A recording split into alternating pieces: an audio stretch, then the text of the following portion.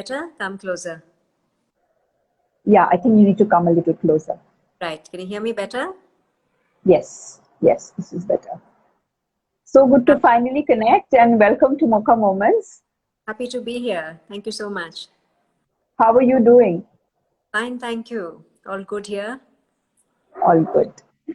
Good. So happy to have you here and happy that I'll be discussing two of your books with you, Next Door and Undertow, because I think both left a mark in my mind. I haven't read the third one. I hope to read it in the near future.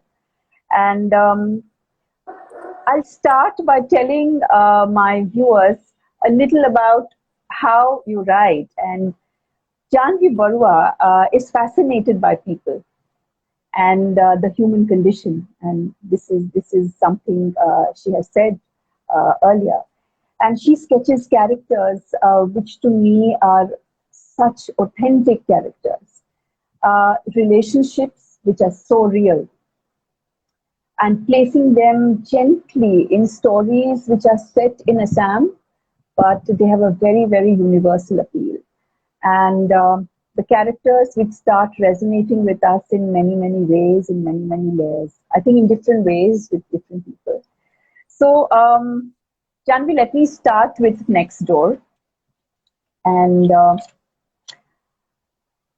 the genre of short stories is actually a personal favorite of mine. I love reading short stories, and particularly ones like yours, most of which I think which ends with an event or a thought which sort of stuns the readers. You know, maybe it's a line or just a small little incident, but it sort of, takes you in. And you, in your 11, if I'm not mistaken, 11 stories, have created such beautiful yet distinct, extremely distinct stories, different kinds of relationships in different settings. What I want to know from you first is, did you plan the emotion or the relationships that you want to explore beforehand? Or did the story sort of unfold one after the other when you wrote this one? So for the short stories, Mahua, they were written over a long stretch of time. That was my first foray into writing. And Okay. I hadn't even planned to publish, which is the best way to write, actually. There's no pressure of publishing. So I just wrote, and in my spare time. So which was the first one you wrote? First one, the whole lot of short stories. So I wrote with no intention of publishing. So they were just written for me. So I could, there was no pressure of time, no pressure of the marketplace, no pressure of a publisher. So I just wrote what I wanted to write about. I wrote about what I enjoy reading too. I love family stories. I love the very, very the complexity of the dynamics that go into making a family, what goes on between people, the loves, hates, betrayals, everything that happens around it. And I very naturally took to exploring that. As far as planning the emotion, I think once you, every short story is planned, let me tell you. Any short story writer who writes plans very precisely, because it's a very, very precise art, so much more than the novel. So I planned the story, and any day write a story, um, strives to bring in that right emotion with every little thing, the characters, the landscape, the dynamics, the plot moving forward. You do your best and you hope that the emotion is achieved. It's not as if one sets out, it's sad, but the story itself will in its wake bring the right emotion if it's. So I think that hopefully did manage to. Yeah, and it's beautiful the way you have gone into different kinds of relationships, whether it's with a little boy and the bond he sort of builds with this very elderly neighbor, whether it's with a mother who has just lost her son and, I mean, she's hankering for her late son, that one, or whether it's with this little girl who's finding herself alienated from her parents. I mean, each and every one of them are absolutely beautiful. But obviously, we can't discuss all of them, though I would love to. But there are two I would definitely want to, two or three I would definitely want to talk about. The first one is Tiger. That's the first one I read. So I started from the end. And you know why, because we've spoken about this before, because it's set in the Manas National Park, which was my first elephant safari as a child. And I have stayed in that same forest bungalow where your story is set. And sort of, the resonance was so deep.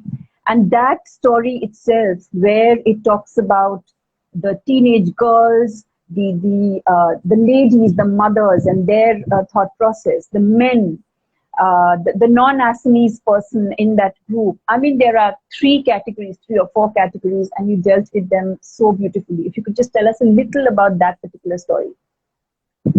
So it's a story of a family outing, right? And in fiction, I think a picnic, outing into a, outside the city, to something different from your normal setting, always throws up something uncertain. Something new could happen. The possibilities there you can explore, which you can't explore at home. So in this particular family, there are the parents, set of parents. There are the children, two girls growing up, adolescent. That age where there's so many different tugs and pulls at their lives, and it comes to a head when they go into this unknown place, because it's like, there's this cliche joke about, on a holiday you can wear anything. Go on holiday. Yes. The lady who doesn't wear jeans will wear jeans, right? So things And can your happen. unreasonable behavior also comes out. Yes, your perhaps more basic instincts. Perhaps you overcome some anxiety, some worries. You suddenly braver on a holiday. You wear something, you do something, you say something you would not even own up to doing when you get back home, right? So similarly here, certain feelings come to a head. Certain feelings come to the fore, and typically adolescent behavior, difficulties with your parents, with your peers, longings come to the surface, which would not be possible in your home setting. Which is why this is set, because the setting is a slightly different one. Like I said, Manas National Park, one of my favorite places, one of my favorite bungalows. I spent many days there as a child. We'd go often. Okay. That the river is beautiful. So the background music to the story is the river. That the murmuring of Is that the river. river, and I could almost hear it, Janvi, when I read it. You can't escape the sound of that river. You're sleeping at night to the sound of the river. So that's a setting, and that kind of leads to very pointed emotions. And the story comes to a head, as you know. I won't give any spoilers out, to this very unexpected climax, wherein something which is not a Absolutely. possible in a more tame setting, let's say this wild setting, enable that story. That's how it happened. That's the one. And the other one which struck me, and actually the pathos of the story struck me, was honeybees. That this character called Anupam Kalita, who on one hand is this gun-toting security guard, sort of working for the police commissioner, if I'm not mistaken. But on the other hand, what I saw personally, I mean, that was just a very personal thing, is I saw this very gentle man inside, and who tended to the garden in such a gentle way, and he was finding emotional nourishment from nature while he was, there in the watchtower. What I was curious to know is the way you describe the entire setting, and the way, all the entire security guard, all the bunch of them sitting and spending their time. How much of research went into writing this kind of a story on a character which I'm sure, maybe knew little about, or I don't know, maybe you knew somebody, or you had heard about somebody. How did this come about? So I don't research at all, Mahua. I think one of my weaknesses, Okay. I don't do much research at all. I feel I kind of write what I know, and I think that gives it the emotion which I desire to bring in. I've known boys like Anupam Kolita. I know the Okay. setup. Father was in the government service, and we've had these young boys around us. We've had these security guards, and I've seen a bit of their lives.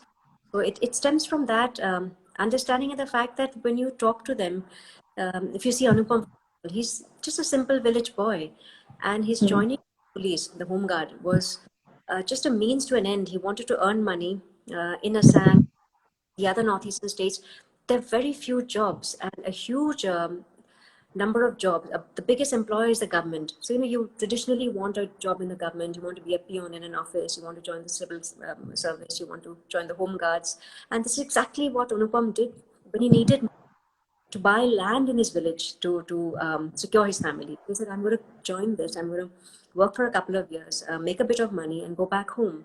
He's a simple village boy with a very simple, basic objective to earn money for his family. He's thrown into this political turbulence which the state is gripped into. And yet, because he's a man of the soil, he tends to his lands in the village. When he was put on garden duty, he was more than happy. But of course, what he was tending, the season flowers, the larkspurs, the other flowers, was something so alien to him that it was a source of wonder. He was surprised pleasantly. So it's his journey into settling into an alien environment, yet rooted because of his plants, and that was a big comfort to him. And of course, again, no spoilers, but what happens to him in the end? Yes. The contrast is, the pathos shows up there in that this man is just simply trying to earn a living, yet caught in this terrible storm. Absolutely, absolutely. It was a beautiful one. Now I come to Undertow. So I must tell my viewers here, those of you who haven't read it, is when I came to the last page of this book, it was midnight, and I actually sat with the book absolutely in silence for about 15 minutes, because that is what the book does to you. It sort of stuns you into silence for at least 10 minutes, because you wonder why, what happened, and the entire journey of the book. Um, this is a book which talks about so many things. There are so many layers.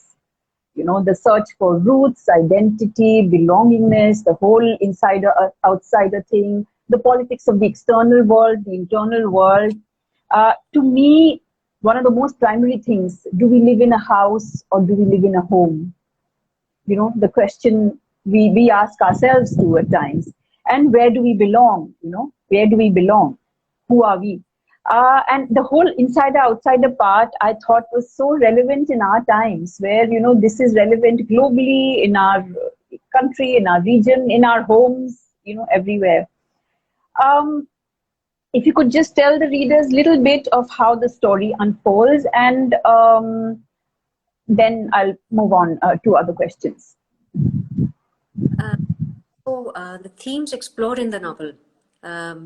People always ask you, what is the inspiration? Not really inspiration, but the themes explored in the novel were ones very close to my heart. I've moved about a fair bit as a child and as a young woman. By the time I was 34, I'd moved 14 times across 10 different cities, different geographies, different countries at one point. And yet every summer we went home to my grandfather's house, wherever we were.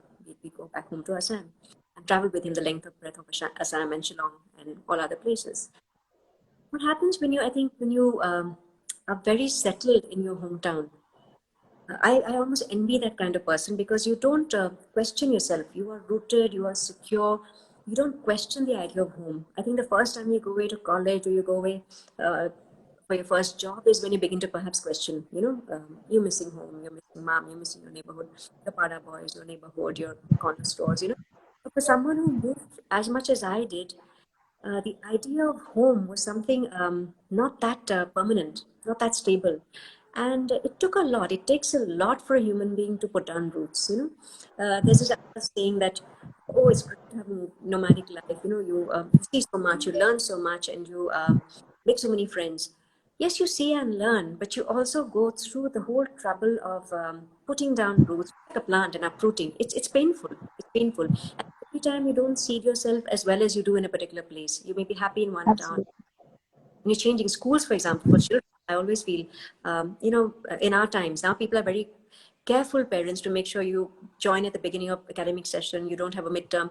We just moved when our dads moved. I would join a class in October, 2 terms down, and be in the back seat. So the idea of home becomes, Yes, I've gone through that, so I know the feeling. all gone through that, right? And no complaints. I mean, you made up your lost work, you made up your unit tests, and you got on with it.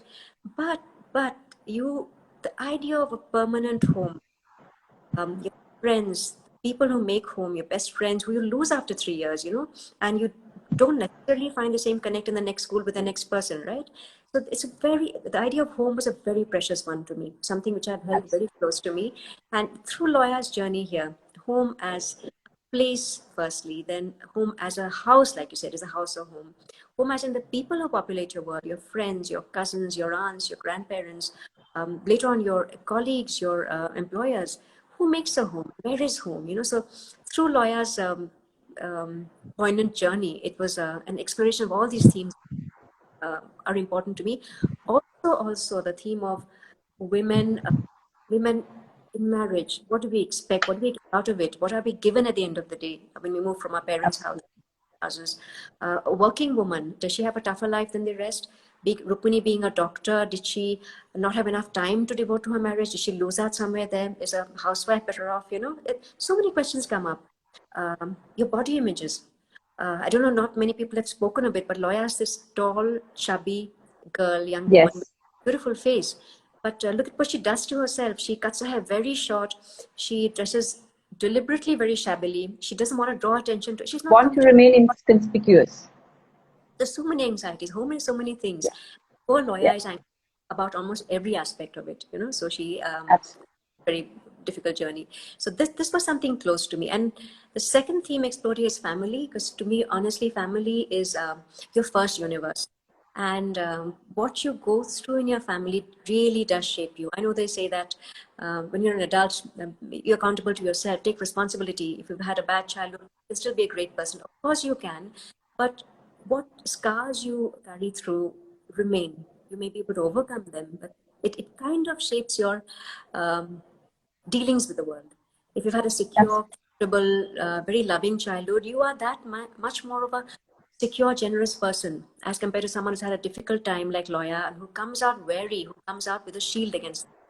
So I explored issues which I thought needed to be spoken about, themes which meant a lot to me growing up, and somehow it all came together in Loya's journey. A whole lot of things got this. Yeah, and that is why your book and the characters are so authentic, because we as a reader, we identify, so many of us identify ourselves with not maybe everything, but so many things in the book. And we are like, yeah, I mean, she's reading my mind. I mean, this is a relationship I've seen. This whole insider outsider things I in fact I want to share, that I've seen a family where the women are married into the family, it's a joint family, but they're still termed as outsiders. When family decisions are taken, the women aren't involved.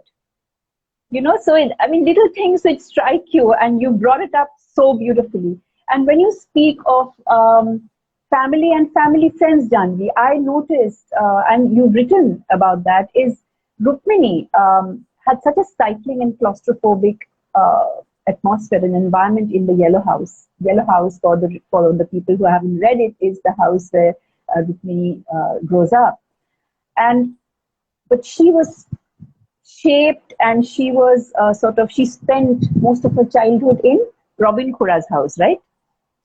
I mean, you've also brought out how a family friend who are not your blood relations become part of your family. I mean, that is so beautiful. And that, again, I'm sure so many of us have identified, because I'm sure so many of us have had family friends who are more like family. And also that concept is brought out so beautifully, where that family holds such an important position in Rukmini's life. You're so right, Mahua. It's like, I think in Indian families or even across the world, it's like the safety valve, right? Someone who's not, Absolutely. so all the tensions of family do not exist. I mean, it's not two siblings. I mean, Torun and Robin never had any issues because they were separate men. There was no family disputes. There were no property disputes. They were And they just, had a beautiful friendship. they had a beautiful relationship from school through to. Beautiful friendship, because there was nothing, no relationship problem or money or property or house or anything involved in it. Absolutely. So once you have those issues cut away, then it's a pure brotherhood, right? So that family for Rukmini was like the safety valve, was like that refuge she could go to because she didn't really have that love and security and nurturing she should have had in the Yellow House from her mother or her father. Absolutely. But then Absolutely. track perhaps along the wrong lines. Instead of trying to unite the family to erase the differences, what he did was to try and be there for her. But you can only be there as one wheel of a car. He should have had all the four wheels working so that the car moved, right? So he didn't achieve that. or Rukmini, very much. Robin Kura's house was that refuge, and in a very And Mamoni Khuri. I yes, don't know whether I'm saying it correctly. yes. So that family so sweetly later became a refuge for Loya too when she went to Guwahati. Absolutely, yes. She realized that this And is they a. mentioned it. They said that your mother used to come to us, and we are glad that you are doing the same. He said that, yes. So the other thing which I want to talk about is Rukmini left behind all that was familiar. And, in fact, even the material things of her clothes or her music, everything, and went off to Bangalore. But yet, it's so sad that when she goes to Bangalore, she creates that same claustrophobic atmosphere for Loya. I mean, Loya feels the same way like Rukmini felt with Usha, So it's sort of history repeating itself in a way. I mean, that is again, so beautifully brought out in your book. The whole feeling of, Loya fighting in her own way, which Rukmini didn't. Rukmini was more passive. Yes. There's one thing I wanted to mention here. You start, I think, on the first few pages, you write where Rukmini says all is going to be well. And you mention all is going to be well right at the end again. Yes. So did you want to make Rukmini a character who is hopeful? She lives in adversity, but she's hopeful. Yes, so that she's hopeful, but also that hoping is not enough. You need action. Yes, Rukmini is a person who perhaps lost her childhood because of her being so passive, and definitely lost her marriage. If she had perhaps taken some action, it's not enough to, absolutely. like people who in a difficult relationship say, okay, time will heal, let's give it some time. I'm not a great believer in that. I'm one who believes in settling your disputes before sun goes down, settle it before the night is over, because the sooner you get on with it, the better. I don't think anything which is swept under the carpet actually heals. It kind of festers. So Rukmini's difficulty was that she, I think, had so much hostility from her mother growing up, a sort of a very calm aggression, that she didn't feel equipped to handle any more aggression later. She just wanted to keep things really quiet. And it doesn't work. Sometimes you do have to stand up for yourself. And if you don't, you are complicit. You are enabling somebody else to bully you, or somebody else to take your happiness away. Um, Noya sees this. And for some time she wrestles with it. She's like, fine, I'll toe the line. She says several times that I realized appeasing, I realized uh, that behavior would not be tolerated here. There's no scope for any more tension here. But yet comes the snapping point where she says, if I don't move now, if I don't reach out for something I want now, like Sugandhi had advised, like, go grab your happiness, I will never get it. So she does then take a very strong decision for the first time, not taking her mother into confidence, the first time lying to her mother almost, and she goes off on her journey to seek what she. So yes, Rukmini does create a similar house, similar in many ways, dissimilar in others. The Yellow House was a very bustling household. It was Yes, open. true. People sitting. There were people played cards. People went to pujas. Rukmini and Loya's house is very sterile in Bangalore. It's a sad little house wherein it's just the two of them in this little bubble put together. So dissimilar in that way, but very similar in the oppression it creates for the children. If a very similar Absolutely. girl child feels oppressed and help and sort of put into a corner in those homes. Where even the physical closeness, I mean, which was missing in Usha and Rukmini's case, is again mirrored in Rukmini and Loya's case, where we see that she's physically even like holding hands or hugging. She has done that with her father, but she has not done that with her mother.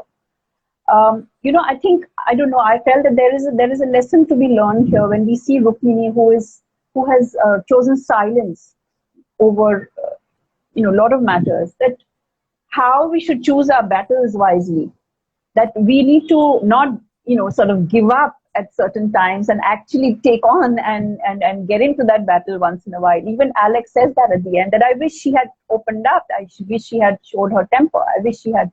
So there's a lesson there, that let's choose our battles wisely. Let's fight the battle however uncomfortable it might be.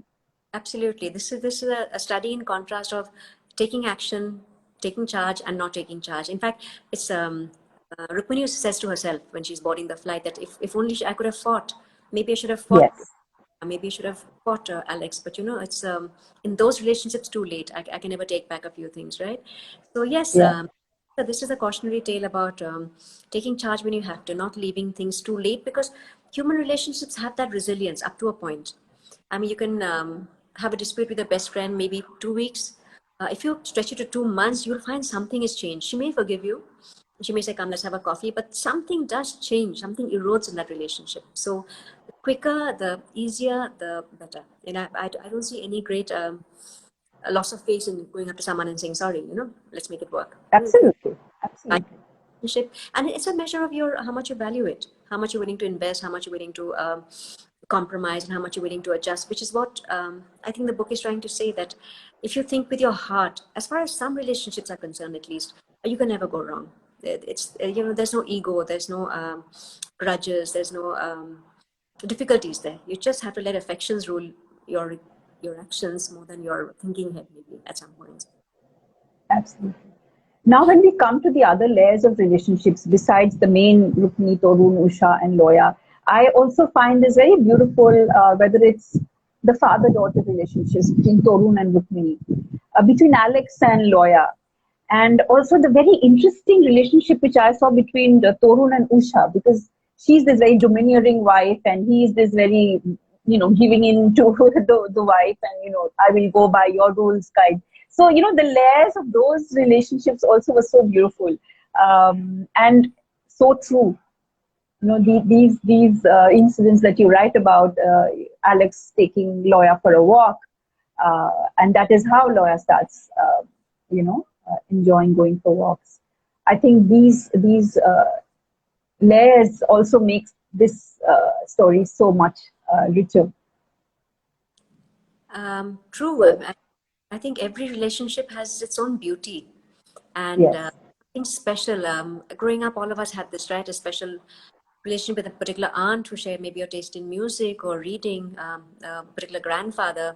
So similarly for Loya, and similarly in the other character with the other characters, they all had this special bond with each other. So although Alex did not stand by Loya really as much as Torun tried to be there for Rukmini. Nevertheless, he was there. He was there despite the divorce.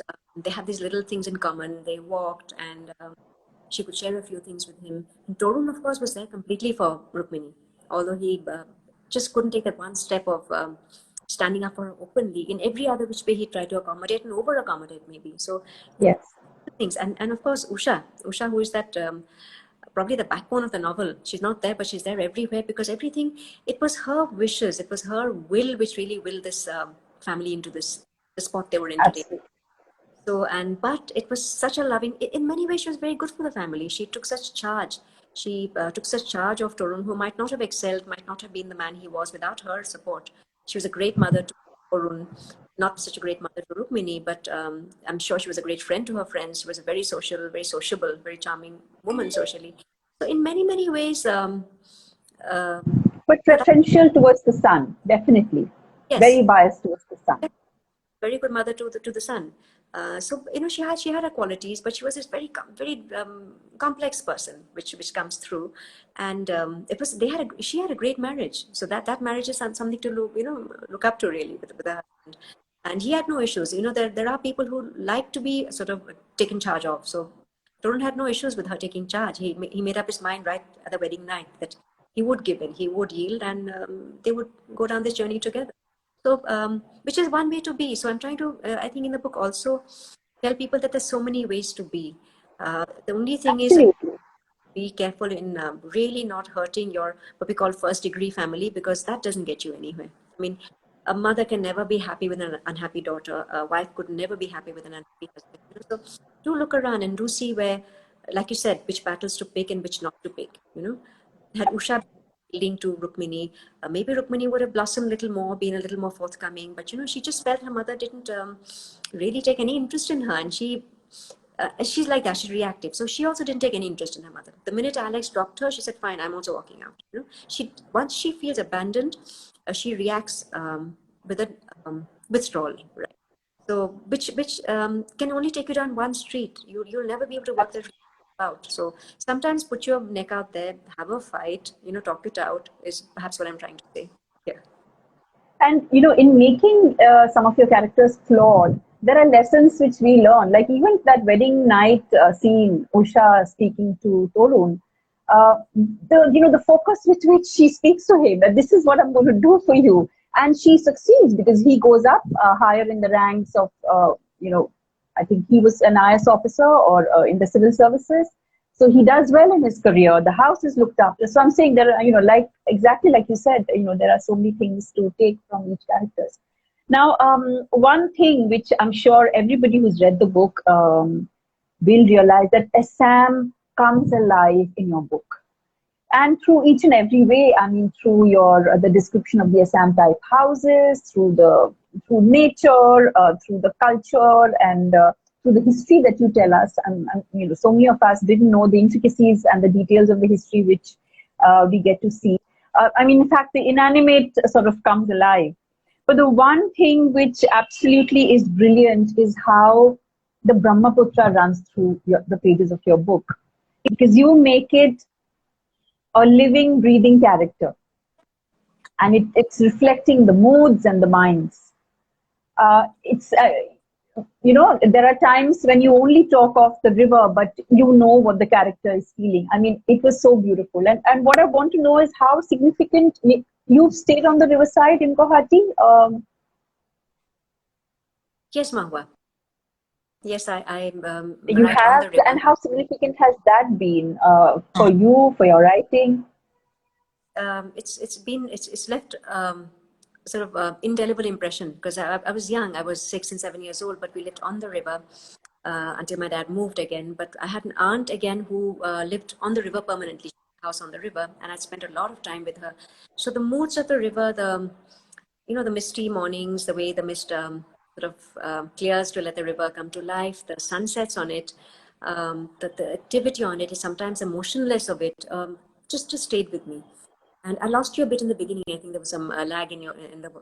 Yes, I think, yeah. No, what I was just trying to say is, how Assam comes alive in your book. And I was saying that, the Assam type houses, the nature, the culture, the history, which I'm so glad you wrote about, because some of us didn't know. We were unaware. And I have no shame in admitting that because it was never taught, and but what I was trying to say that, the one brilliant thing which I found was that living, breathing Brahmaputra, almost in every second page of your book. And I have told you this before, that I have lived for 7 years on the banks of Ganga. And so for me, it was again, like the Manas River, it was another point where I felt so deeply, and I went through the descriptions over and over again. So now that you tell me that you have somebody who sort of stays on the riverbanks, you have also stayed. So you have sort of noticed the river very, very closely. Yes, yes. I think without feeling that, without being on it for a certain length of time, you can't really come to that connect to that particular bonding. Yeah, and about the Absolutely. history, people, like I say, fiction is not a textbook, right? It's not meant for information, but just simply with a setting, you can reach out. It's like a window into another land. It's like a window into another culture, and I don't think it does that so consciously, but it's just that that's a setting. It's like how you set a stage for a play, right? The right props, and you want it to look credible. You want it to reflect reality as much as you can. Yeah, so setting, I think people who don't know it, like a first step into learning more about that region. Yes. Absolutely. Sort of that nudge that now go and read up a little more. That's the nudge you have given us. Go visit, or just go eat a meal, go eat an Homia meal, or buy a Mekhalai, sort of, Absolutely. just enjoy, really, yes. So you had said that Undertow took almost 8 years to write, or 8 or 9 years to write. So Yes. did the original narrative change over the years, or did it remain the same? And how did, if it changed, then how did it change? The story remained by and large the same, Mahua. The story didn't change. I took out chunks of it, which didn't take away from the story. It would have led to another dimension, but it didn't really take away from the main story. And I think what I really did, it was a distillation. So it became 30% lighter. It became a very slim book. And Okay. it's said exactly how much I wanted to say, how I wanted to say it. It didn't take away from the gravity of it. It didn't take away from the texture of it or the denseness of it. It just, to me, felt the right balance. So it took a long time to write. A lot of people have asked me this question, so I may as well get into it. It took a long time to write, long periods of ill health, some amount of bringing up a son alone, and some amount of me trying to very hard to balance. Originally, you see, there are kind of two protagonists here. There's Loya and her grandfather.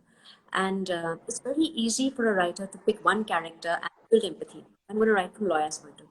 And I'm going to really paint everybody else black. But, Loya would have just her feelings about Toruna, her feelings about Rukmini. I wanted Torun to say, let's see what he has to do. Let's see why he did so many things which we wished he hadn't done. Why didn't he stand up to Ukha? Why didn't he take charge of Rukmini's going away? So he had to have a say. So trying to balance the two voices with a light hand, without too much of control.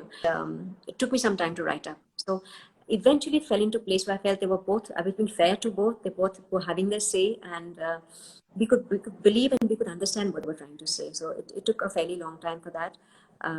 Yeah, it took nearly 8 years, I think, to finish it. But thank you for that. Uh, you've given us a gem of a book that, by the way, I've already read it twice and I've discovered even more, newer layers, newer symbolisms and newer metaphors, I didn't realize the first time. Now, let me come to something which is not to do just with the book, but I've been reading books, writings from the Northeast, writings by Northeastern authors, and I noticed, particularly in your and Janice Parriot's book, that nature is a living entity.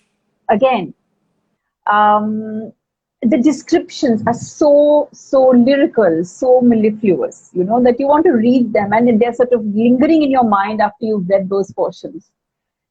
Is it the lush landscape of Assam, Meghalaya, or that area, or is it moments of solitude which makes you a very keen observer of things, that you notice these things very keenly?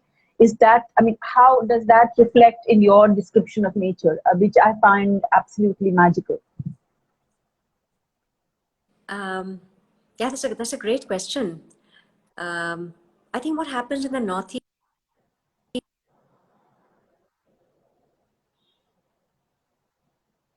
the number one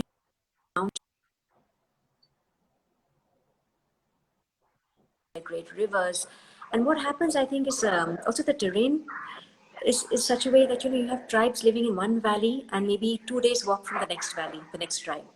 So even today, there's a dependency on nature, wherein your water, your flooding, or your soil, or your crops is still very, very connected, dependent on what's around.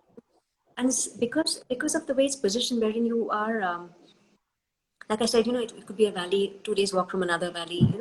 You also have time. Like I said, you have that solitude. You have that time of being able to sit down and end of day sitting just outside your little cottage and looking at the hills, watching the sun go down. So I think a lot of people are very. Also, I don't know how to put it really. It's a thoughtful. People are thoughtful. They're kind of connected to the rhythm of nature, to festivals we celebrate nature. Our Bihu celebrates, the blossoming of spring, for example. A particular flower is celebrated. We eat stuff out of season. There's a different rhythm which is celebrated there, which perhaps makes it, like I said, poetic. Um, Possibly that's why it's. Fiction from that place also reflects that beauty, that lyricism of the people. Absolutely, absolutely. And I've almost annotated, underlined those portions, and going back to those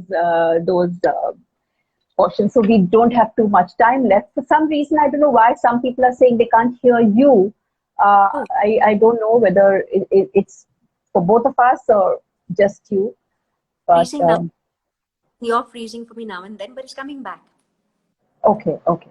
So I'll just come to the last two three questions, which are not to do with the books really, but if you can tell me the three books which have left a mark in your life, any three books which have left a mark in your life. Such a difficult question, Mahua. That's the question I think all writers dread because there's so many. I mean, it's so hard to pick one. It's like Top of the mind, very. any three, any three. I'll probably talk about writers. For me, like I've said this before, writes the way she is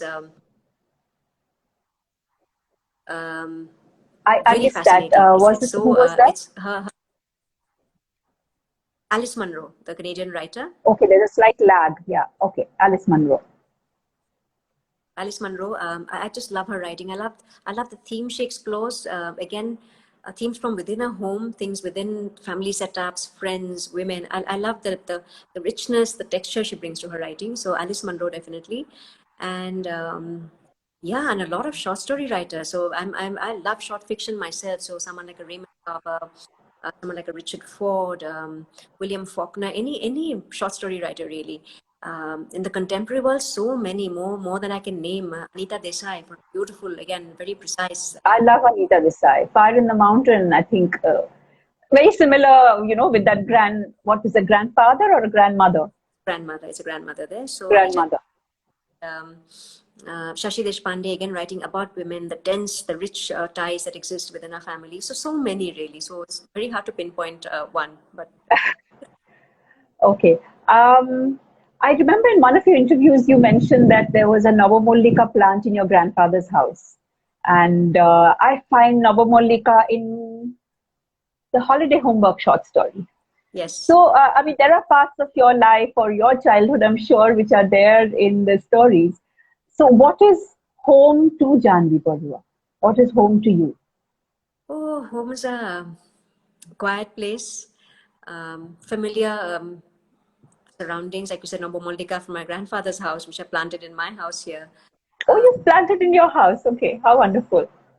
When we bought the flat was to plant two Nobomolikas on two sides of the balcony. So they flower, they remind me of him. And a place where I can see a bit of the sky. We're fortunate, the place I'm in, I can see the sky because, without seeing the sky, I feel suffocated sometimes. But there's time to read. A place where son and husband feel at home, a place where we can welcome family and friends in. That's home, right? I mean, that's really all you really need to make Absolutely. a home out of a house, really. Do you wish you had a bit of a river also next to your home? I'd love to have a river. We have lakes in Bangalore. We have beautiful lakes, but Yeah. we don't have a river. And I've always been in a place with a river. So yeah, I'd love to have a river. If we can grow a river in Bangalore, I'd be thrilled. Okay. This is okay. So Jahnavi Barua, the doctor, Jahnavi Barua, the author, sister, wife, mother, so much more. But if you could just tell me in maybe three words or three sentences, who is Jahnavi? Who is Jahnavi Barua? Besides all these labels. I think, well, definitely a reader. We can't miss that out. So, of course, doctor, mother, wife, sister, friend, but reader. Uh, I'm a reader before being a writer, so that's significant. Night owl. I love the peace of the night. I read, write, everything. Okay. So that's a big part of me. Yeah, and I think a watcher of things, a watcher of birds, a watcher of people, of the news. Like I've always said, it's an asset if you're a watcher. When you're a writer, it does help. So yes. Observer and also I think overhearing conversations. I've heard that from other writers who say, yeah, we sit in coffees and Not so much. I don't overhear conversations so much. Yeah, I mean, in the flow of things, I mean, in a large family, you hear things, but not conversations as much as just seeing how things go, the arcs of relationships, observing things like that. Yeah. absolutely, absolutely. And is there anything which you have discovered during the lockdown? I think I wrote right in the beginning of lockdown because I actually joined Instagram. I wasn't on any social media. So also, when you say what kind of person, observer, reader, writer, everything also under the radar. I kind of was not on any social media at all. Can you hear me? I think it's freezing there. Yeah, I think there are about 20 seconds left. So before I lose you, there's one thing I wanted to say is Tumar logot kotha pati khub bhal lagili. Oh, very good. So you remember from me. Fabulous. No, I don't remember. I asked an Assamese friend.